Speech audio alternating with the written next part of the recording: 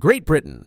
Picture it like a big Thanksgiving dinner, except instead of a turkey, you've got three main dishes: England, Scotland, and Wales. Great Britain is just the place where they're all sitting down together. It's the largest island in the British Isles, but it doesn't include Northern Ireland, which we'll get to in a bit. So, back in 1707, Great Britain officially became a thing with the Treaty of Union, which united the kingdoms of England and Scotland. But remember, Great Britain isn't a country. It's more like a shared living room. And like a living room, sometimes things get a little crowded. 66 million people crowded, to be exact, all squeezed onto this one big island. But hey, that's what you get when you share space with England's cities, Scotland's highlands, and Wales' mountains. The United Kingdom. Now, let's talk about the United Kingdom. Imagine Great Britain is throwing a house party, and someone invites their distant cousin, Northern Ireland. That's the UK for you. It's Great Britain plus Northern Ireland. The UK has a pretty unique family dynamic. Think of Westminster, the UK Parliament in London, as the parent who makes the big decisions, like foreign policy and national defense. But each of the four kids, England, Scotland, Wales, and Northern Ireland, gets some say in their own affairs, like healthcare and education. Does it look like each sibling having their own room and set of rules but still having to answer to the parents? Yes, it does. The UK we know today took centuries to piece together, with one historic act of union after another, kind of like a family quilt with patches sewn on at different times.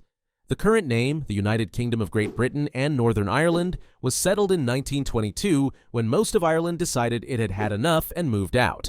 Northern Ireland. While British citizenship binds the UK together, Northern Ireland has always been, well, unique. It's geographically on the island of Ireland, but politically part of the UK.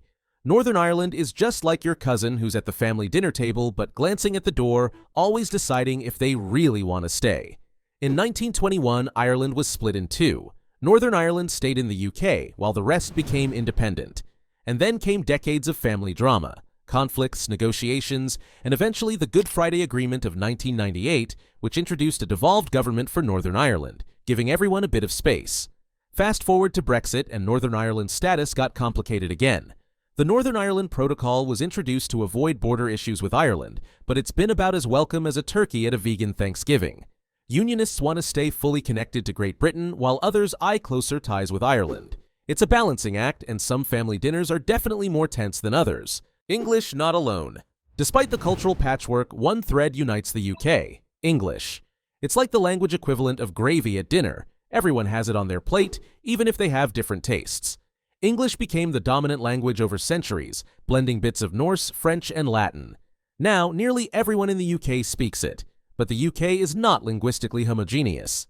It's a bit like everyone having their own special dish on the table, different flavors, but all part of the same meal. And yes, everyone can still understand each other, mostly. Wales, for example, has a strong Welsh-speaking community. In fact, Welsh is an official language there, spoken by around 29% of the population. Scotland has Scots and Scottish Gaelic, while Northern Ireland has a bit of Irish Gaelic too. So, while English is the big unifier, these regional languages are still alive and kicking. The monarch. This is like Marmite. You either love it or you don't. This is older than the English language itself, and while the queen or king has almost no real power, they're still the ceremonial head of state. They're kind of like a super fancy family photo that just won't come off the wall. Public opinion on the monarchy is mixed. About 62% of people in England support it, while only 44% of Scots are fans.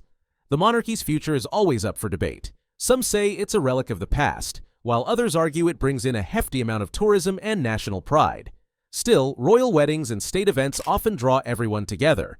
It's one of those things where you might roll your eyes, but deep down, you're kind of glad it's there, like that cheesy old family tradition that just won't go away. British, not English. Finally, we get to British identity.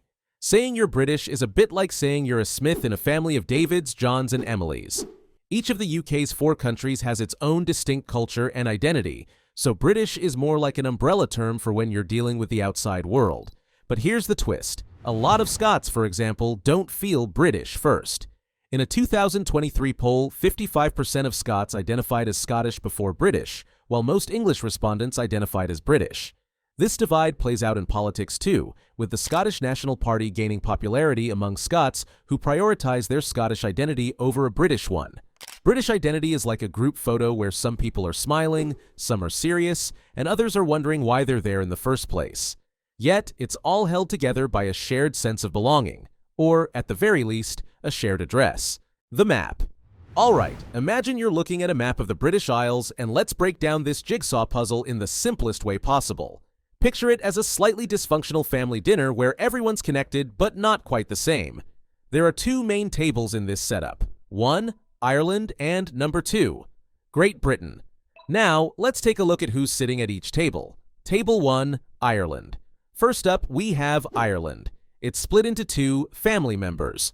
Republic of Ireland, the bigger independent sibling, out doing its own thing. Northern Ireland, the smaller sibling, still hanging out with the United Kingdom now onto Table 2, there's Great Britain. This island has 3 different guests: England, Wales, and Scotland. These 3 countries together make up Great Britain, one big island with 3 strong personalities sharing space.